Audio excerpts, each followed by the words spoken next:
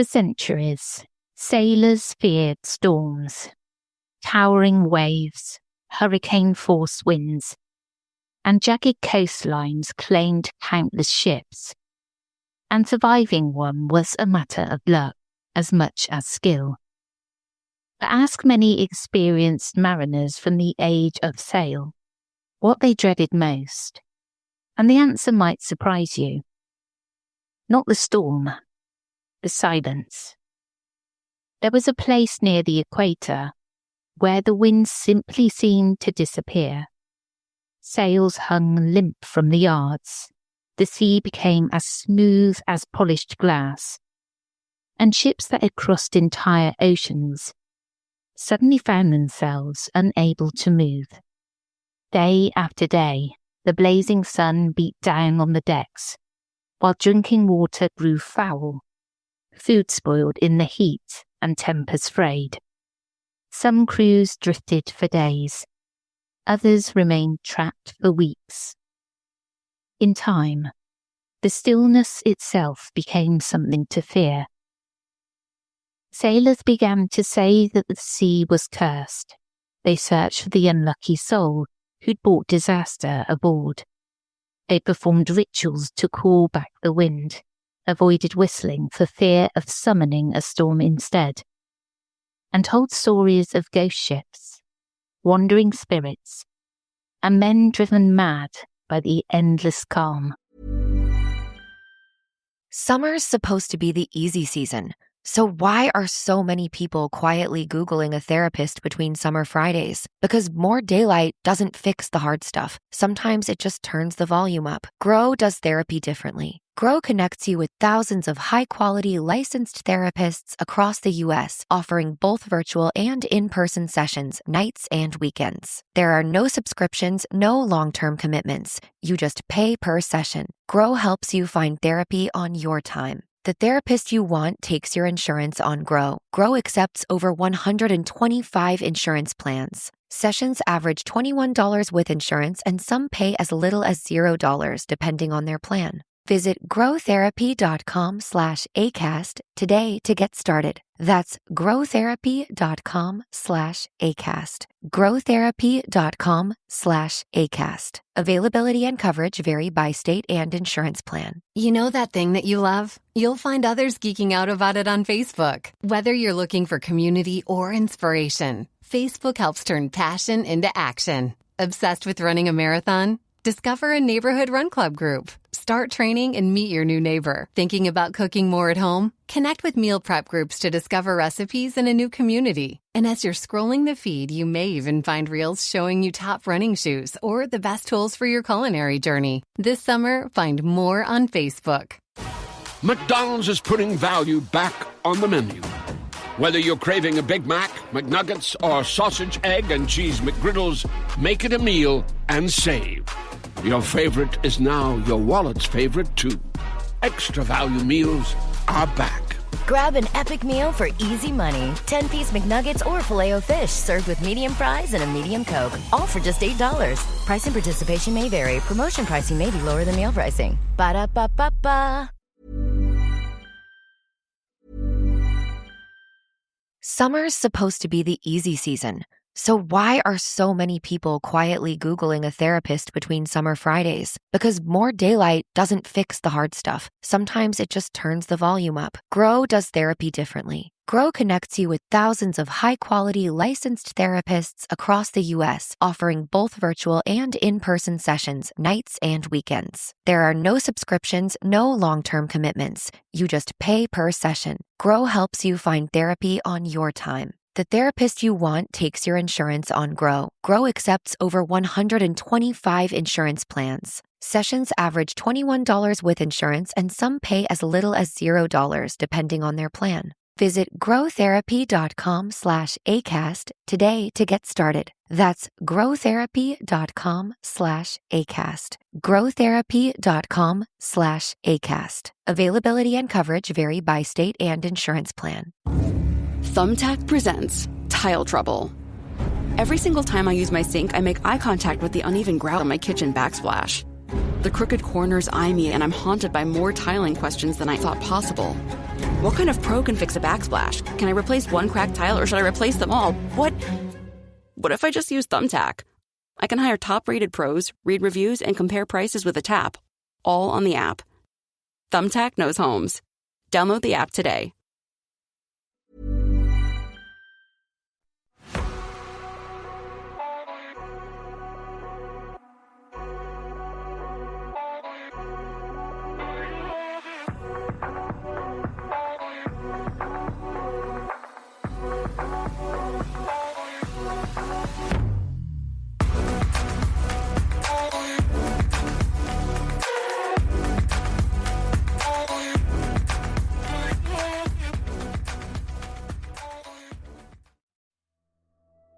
Hello, I'm Sarah. I'm Toby. And welcome to the Whispering Woods podcast. This episode is all about... The Doldrums. Yeah, it is. I read a book. It's a really good book. It's a witchy book, my type of book. And it mentioned the Doldrums. And so I thought, right, I'm going to do a deep dive, have a look into the Doldrums, because I've heard of it, but didn't know that much about it. So it's a really interesting, folkloric... what do you call it? At the when you're out at sea, Mary, it's like mariners. It's called something. Yeah, so it's all about folklore of the sea, and I can't think of the word. It's something to do with marine, and it's gone. And I'm not going to sit here and try anymore because that's it. Yeah. All right, because otherwise we're just going to be sat here for 10 minutes at least of me going, mariner, Marie. And I'm not doing it. Yeah. Okay. If you'd like to support this podcast, you can do so by visiting patreon.com/The Whispering Woods, where we have a number of tiers, and for a small monthly fee, you can listen ad-free and in advance.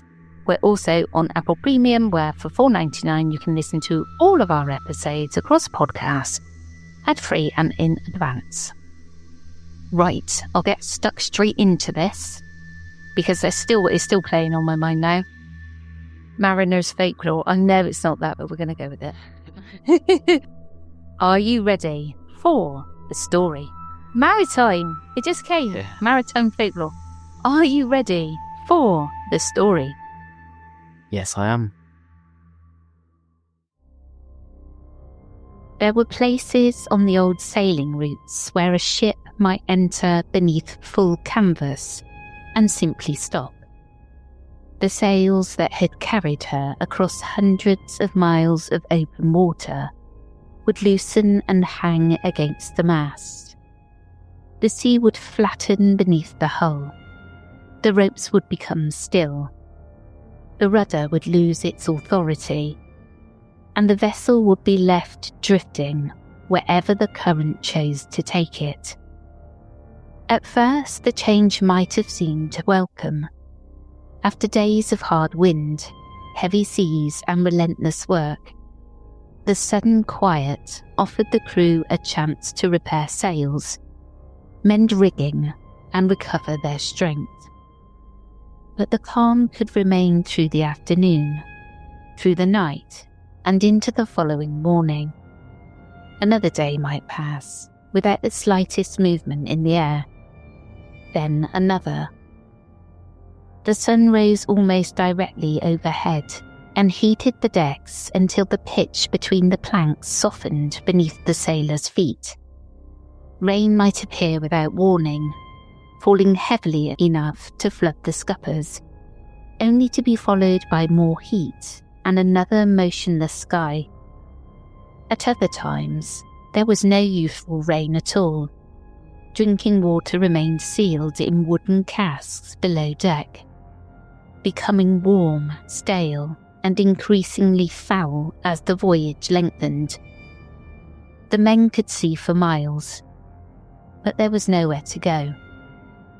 This was the region sailors came to know as the Doldrums, a shifting belt of unstable weather around the equator, where the trade winds of the northern and southern hemispheres met.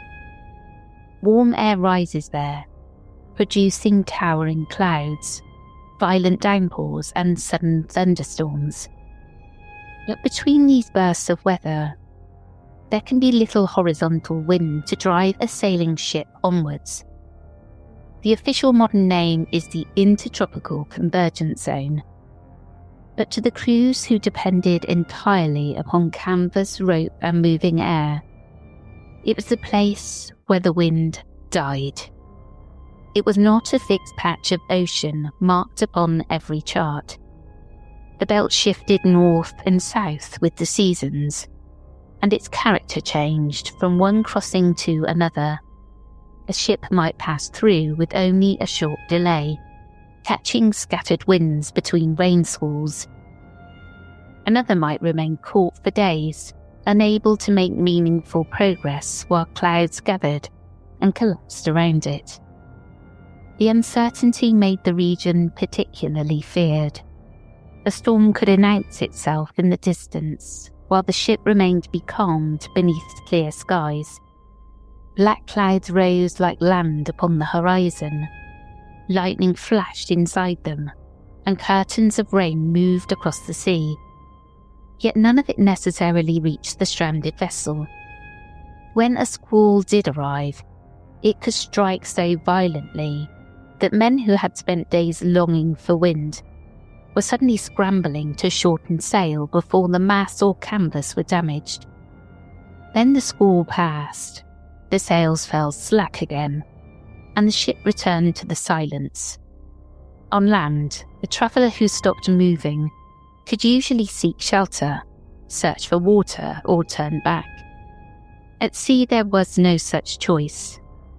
A becalmed ship carried its entire world with it, and that world was steadily deteriorating. Fresh provisions disappeared early in most long voyages. Meat had to be salted or dried. Bread was stored in the form of hard ship's biscuits, which could become infested with weevils and other insects. Water was kept for weeks or months inside barrels that were difficult to clean completely. The longer the voyage continued, the greater the risk that it would become discoloured, slimy or foul-smelling. Livestock was sometimes carried aboard to provide fresh meat during the passage. But animals required food, space and water of their own. When a calm prolonged the journey, every ration given to an animal was measured against what remained for the crew. Hunger was dangerous, but thirst could kill far more quickly. The ship itself also changed. Without steady wind to cool the decks or move air through the lower compartments, the heat below became oppressive. Sleeping quarters were cramped and poorly ventilated. Bilge water, spoiled food, sweat, livestock, and sickness combined into a smell that could not escape. Men slept in close quarters with vermin, damp clothing, and the sound of others coughing or vomiting nearby. Illness could begin with one sailor and spread rapidly through the crew, already weakened by poor food and exhaustion. Fever, dysentery, scurvy, and infections that would have been survivable ashore became much more dangerous when the ship was hundreds of miles from help. A dead man could not be kept aboard for long in tropical heat. He was sewn into his hammock or length of sailcloth, weighted and committed to the sea.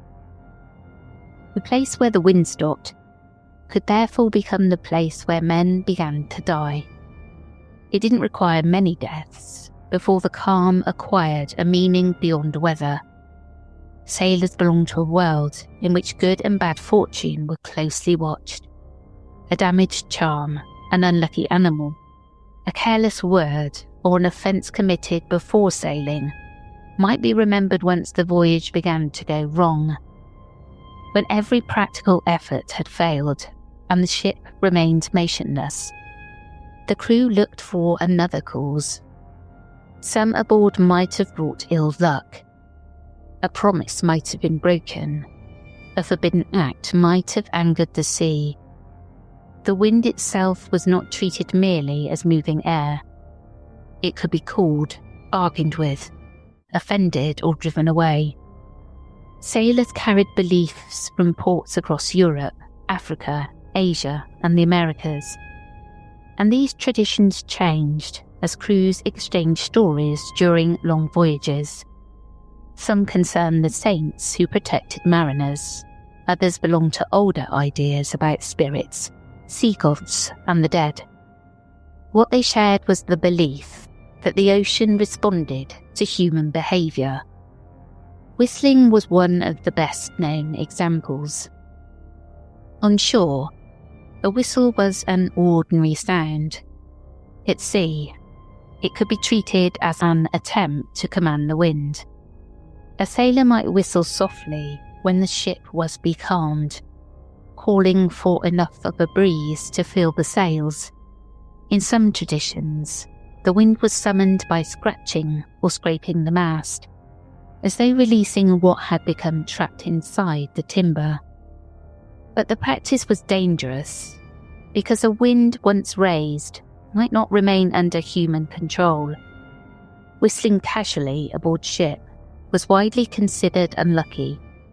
A man who whistled without permission risked calling up more wind than the vessel could withstand, turning a calm sea into a gale. The warning survived in the expression that someone was whistling up a storm. The apparent contradiction made sense within maritime belief.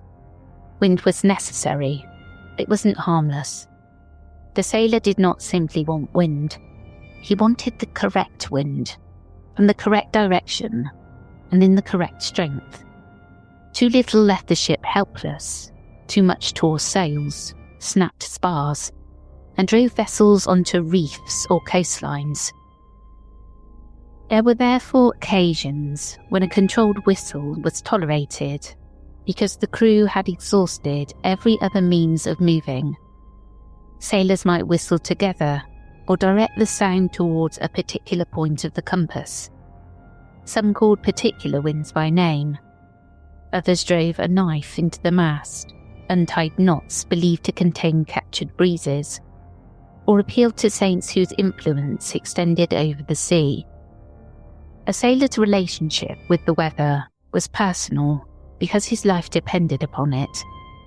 He could not see the force that drove the ship, but he saw its effects everywhere. It filled the canvas, tightened the rigging, and raised the waves. When it vanished, the entire mechanism of the vessel became useless. This was the beginning of the fear of the Doldrums. It didn't begin with a ghost ship or a monster rising from the depths.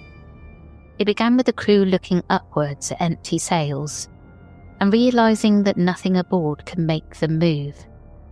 The longer the calm remained, the more likely it became that the sailors would not look towards the horizon, but towards one another.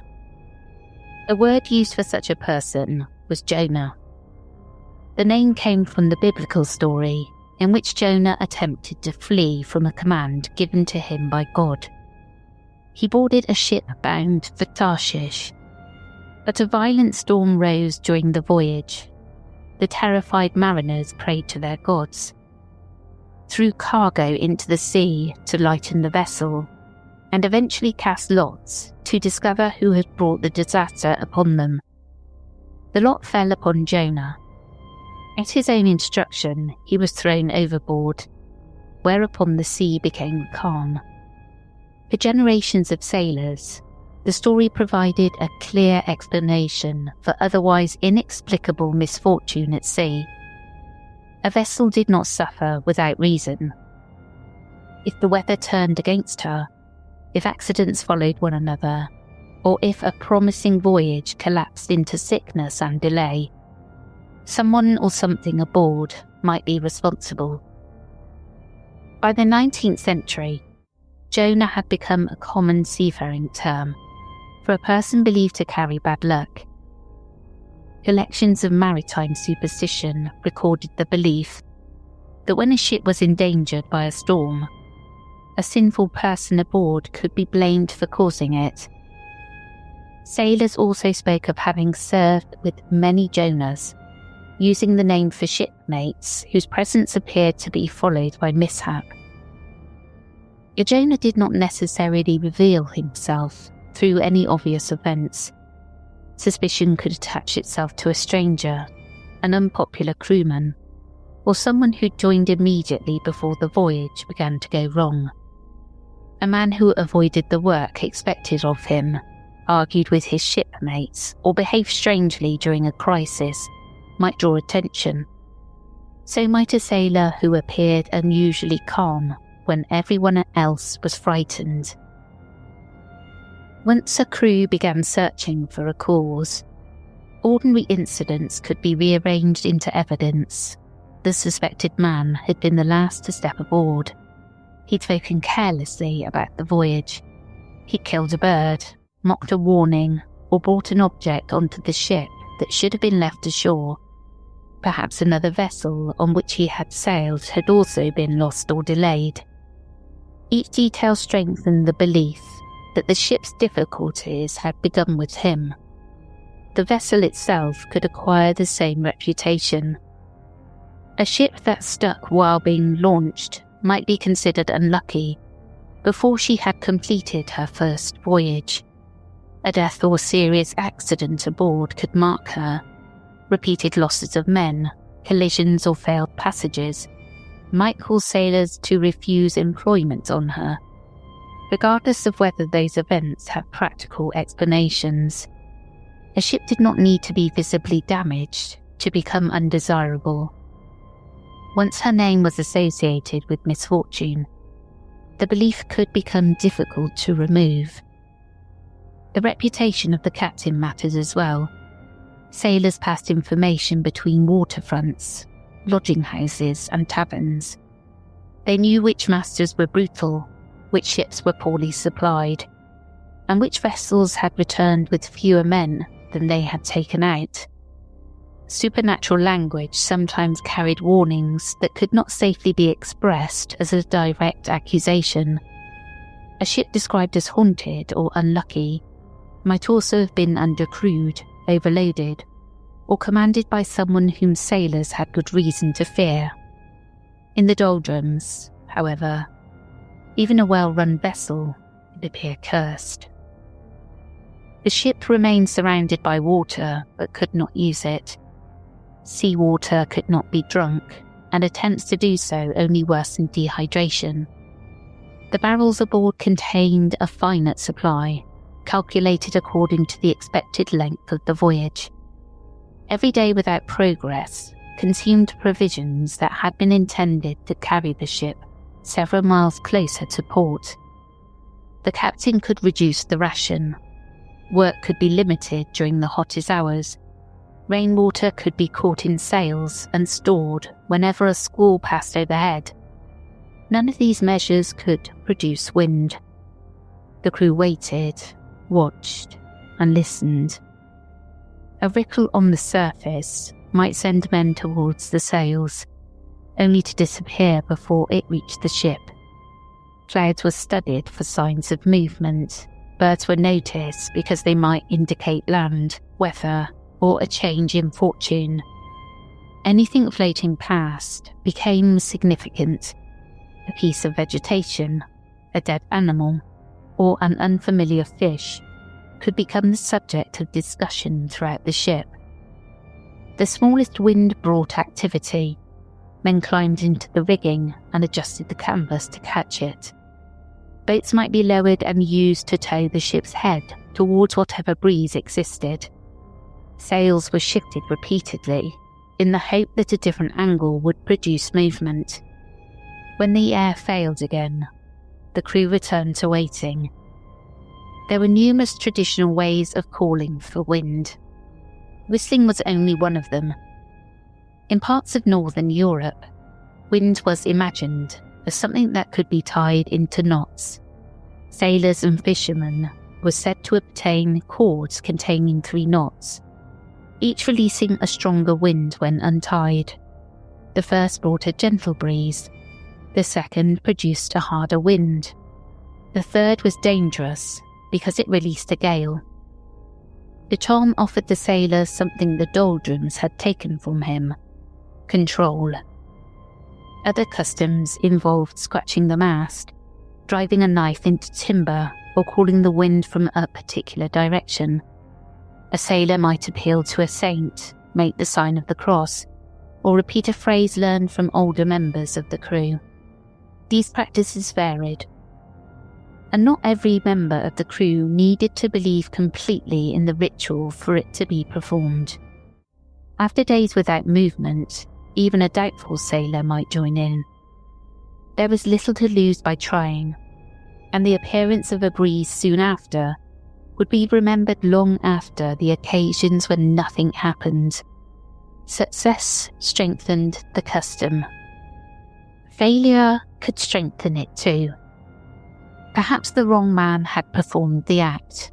Perhaps someone aboard had interrupted it.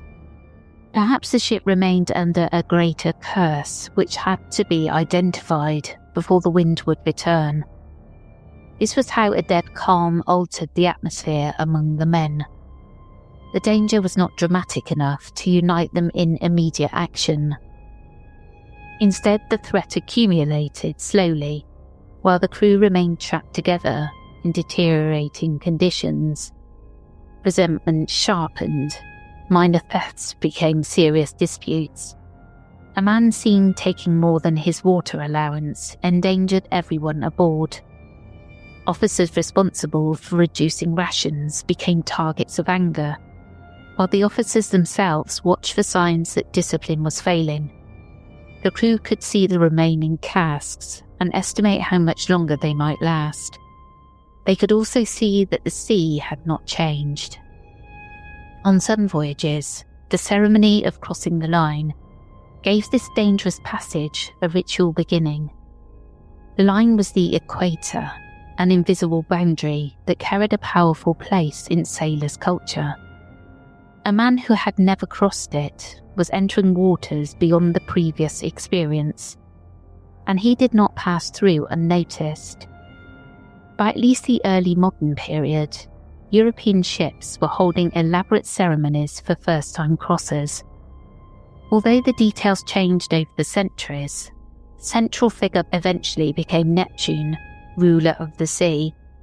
Before the ship reached the equator, Neptune and his attendants might announce their arrival. A sailor already initiated into the tradition dressed as the sea god, complete with crown, beard and trident, and appeared before the inexperienced members of the company. The newcomers were brought before a mock court and accused of offences. They might be questioned, sentenced, shaved with an oversized wooden razor, and covered in foul mixtures made from grease, soot, food scraps, or whatever else the crew had prepared. They were then drenched or plunged into water. Afterwards, they were no longer strangers to the line. In later naval language, those who had not crossed were known as polywogs, while initiated sailors became shellbacks. The ceremony could be comic, theatrical, and eagerly anticipated, but it could also be harsh. Men were restrained, humiliated, and subject to rough treatment under the authority of custom. The distance from land, combined with the temporary reversal of ordinary shipboard roles, allowed the ritual to take forms that would not have been tolerated elsewhere. Neptune's court was not created solely to appease the sea during the Doldrums. Line crossing developed into a wider initiation, marking entry into another part of the world and acceptance into an experienced seafaring community. Its location gave it an obvious supernatural force. The crew was crossing into equatorial waters where familiar winds weakened, violent storms formed without warning, and the behaviour of the ocean seemed to change. The newcomer was symbolically judged, punished, washed and reborn before being permitted to pass. For some men, the ceremony was a diversion during a long voyage. For others, it preserved the older belief that no one entered Neptune's territory without first being presented to him. Beyond the noise and disorder of the ritual lay the same possibility that haunted every equatorial crossing: the ship might pass through easily, leaving the line behind with favourable winds. Or the sails might fall still, and Neptune's newest subjects would discover what it meant to remain upon an ocean that no longer appeared willing to release them. One of the darkest beliefs associated with the equatorial calms was not about ghosts at all, but about the mind. Sailors gave it the name calenture. A condition was described by physicians from the 16th century onwards, particularly among men who had spent prolonged periods in the tropical heat. After days or weeks beneath an unrelenting sun, weakened by dehydration, poor food and exhaustion, some sailors began to lose touch with reality. Again and again, accounts described the same extraordinary delusion. The sea no longer appeared to be water. Instead, men believed they were looking at green meadows, shady fields or familiar countryside from home. They became convinced they could step ashore simply by climbing over the ship's rail. Shipmates sometimes had to physically restrain them as they attempted to throw themselves into the ocean, believing they were walking onto solid ground. Those who succeeded almost always drowned before anyone could reach them. To later generations, it became one of the strangest legends of the sea, but contemporary doctors treated it as a genuine medical condition brought on by extreme heat and delirium. To the sailors living through it, however, it felt as though the ocean was casting a spell. Long before Coleridge wrote The Rime of the Ancient Mariner, sailors were already telling stories of phantom vessels, appearing where no ship should have been. It is perhaps no surprise that ghost stories followed. Long before Coleridge wrote The Rime of the Ancient Mariner, sailors were already telling stories of phantom vessels appearing where no ship should have been. Heat haze rising from the surface of the sea could distort distant ships into impossible shapes, making them appear to hover above the horizon or vanish altogether. Mirages were common in tropical waters, but men who'd been trapped in the doldrums for weeks did not always reach a natural explanation. Some believed these silent vessels were the crews of ships that had never escaped the calm. Others thought they were warnings that death was close. Those ideas would later find their most famous expression in Samuel Taylor Coleridge's poem, first published in 1798. In The Rime of the Ancient Mariner, a sailor kills an albatross, a bird widely regarded by mariners as a good omen. As punishment, the ship enters a terrible calm. Day after day, day after day, we stuck, nor breath nor motion, as idle as a painted ship upon a painted ocean. It's one of the most recognisable descriptions of the doldrums ever written. The sea becomes motionless, drinking water runs out, and the crew begins to die beneath the blazing sun. Eventually, a ghost ship appears carrying death and life in death, who gamble for the souls of those aboard. Although the poem is fictional, Coleridge drew upon beliefs already familiar to seafarers. The albatross had long been regarded as a fortunate bird, often thought to carry the souls of drowned sailors, or to guide ships safely across dangerous waters. Harming one was considered an invitation to disaster, and few crews would willingly have done so. Another dark tradition grew out of the waters surrounding the doldrums. North and south of the equatorial calms lay the subtropical regions, later nicknamed the horse latitudes. Merchant ships carrying horses from Europe to the Americas occasionally found themselves stranded without wind. As fresh water dwindled, captains sometimes faced an impossible decision: Sick or injured animals consumed precious supplies, and some were thrown overboard in an attempt to preserve enough water for the crew. Whether this happened often enough to create the name is still debated by historians, but sailors repeated the story for generations. Before long, folklore claimed the spirits of those horses still wandered the calm seas, their shapes just visible beneath the surface whenever the ocean became as smooth as glass. Whether sailors believed every one of these stories, we don't know. But what's for sure is that the Doldrums demanded explanations. Weeks trapped beneath an empty sky tested not only a ship's supplies, but the minds of the people aboard. In those conditions, superstition and reality often became impossible to separate. Despite all the fear surrounding the Doldrums, every sailing ship eventually faced the same question: how did you escape? There was, unfortunately, very little anyone on board could do. Unlike a modern vessel, an 18th or 19th century sailing ship carried no engine. If there was no wind, there was no movement. Crews could trim the sails endlessly, lower boats to tow the ship for short distances, or try to position the vessel to catch the faintest breath of air, but these efforts made little difference against the vastness of the ocean. Instead, they waited. The first sign that the calm was ending was often almost imperceptible. A cat's paw, a dark ripple creeping across the otherwise smooth surface of the sea, would appear in the distance.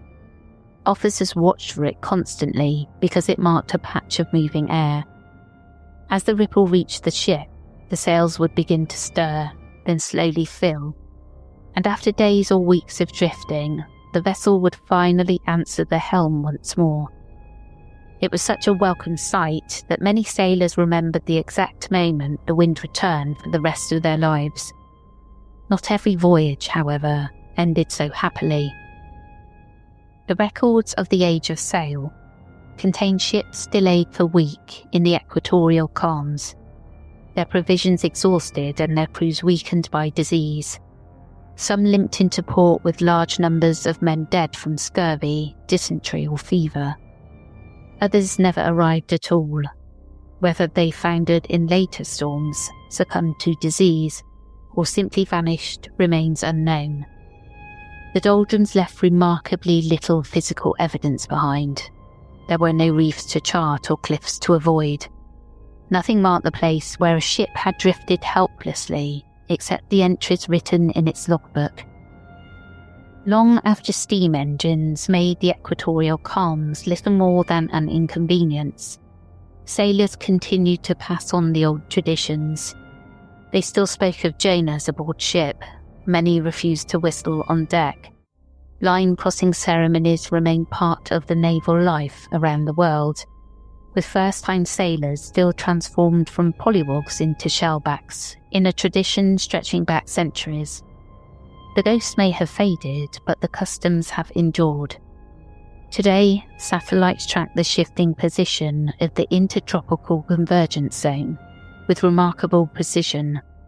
Modern ships motor through it in hours, while aircraft cross overhead without a second thought. The place that once terrified generations of mariners has become another line on a weather chart. But if you read the journals of those who crossed it under sail, a different picture emerges. An endless blue horizon, sails hanging limp against the masts, water barrels growing lighter by the day. The crew staring into a sea so still it looked almost unreal, wondering whether the wind would ever return. For hundreds of years, there were few places on Earth more feared than an ocean that refused to move. And perhaps that's the strangest part of it all. The greatest terror of the Age of Sail was not always the storm. Sometimes it was the silence. Summer's supposed to be the easy season, So why are so many people quietly Googling a therapist between summer Fridays? Because more daylight doesn't fix the hard stuff. Sometimes it just turns the volume up. Grow does therapy differently. Grow connects you with thousands of high-quality licensed therapists across the U.S., offering both virtual and in-person sessions, nights and weekends. There are no subscriptions, no long-term commitments. You just pay per session. Grow helps you find therapy on your time. The therapist you want takes your insurance on Grow. Grow accepts over 125 insurance plans. Sessions average $21 with insurance, and some pay as little as $0 depending on their plan. Visit growtherapy.com/ACAST today to get started. That's growtherapy.com/ACAST. growtherapy.com/ACAST. Availability and coverage vary by state and insurance plan. Thumbtack presents Uncertainty Strikes. I was surrounded. The aisle and the options were closing in. There were paint rollers, satin and matte finish, angle brushes, and natural bristles. There were too many choices. What if I never got my living room painted? What if I couldn't figure out what type of paint to use? What if I just used Thumbtack? I can hire a top-rated pro that knows everything about interior paint, easily compare prices, and read reviews. Thumbtack knows homes. Download the app today.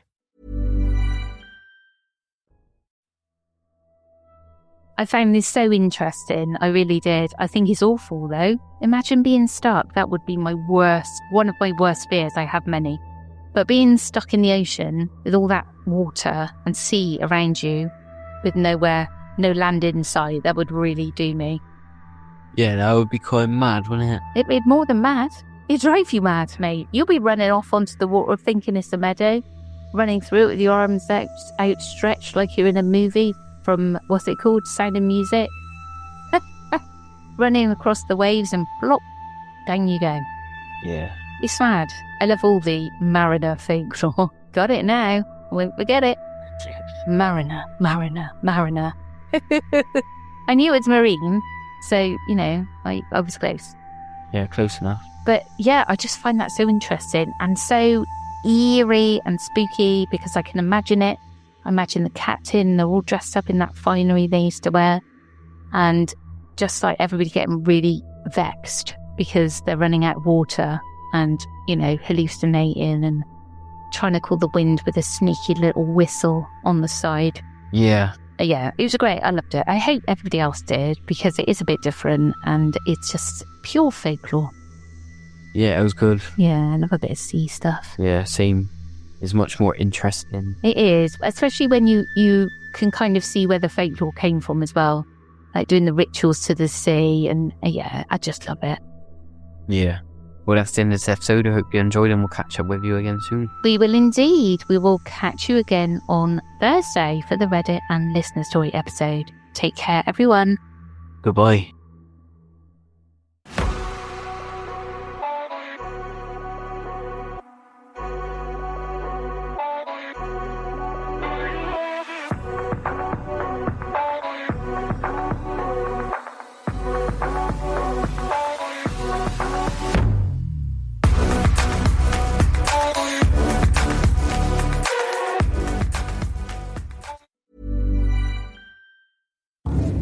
Thumbtack presents Tile Trouble.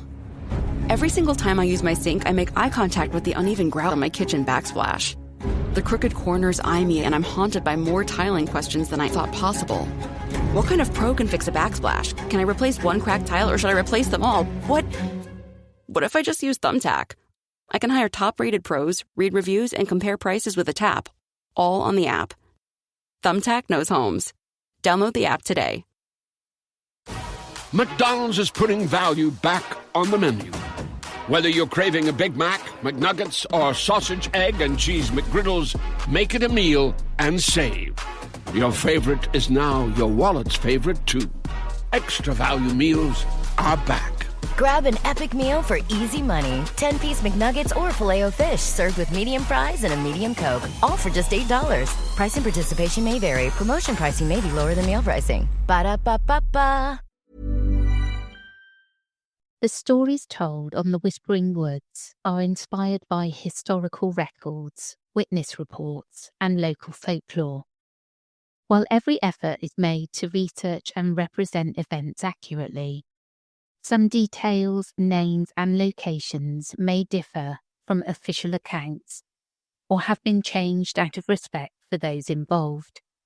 These episodes are created for storytelling and entertainment purposes and should not be considered definitive fact or investigative journalism.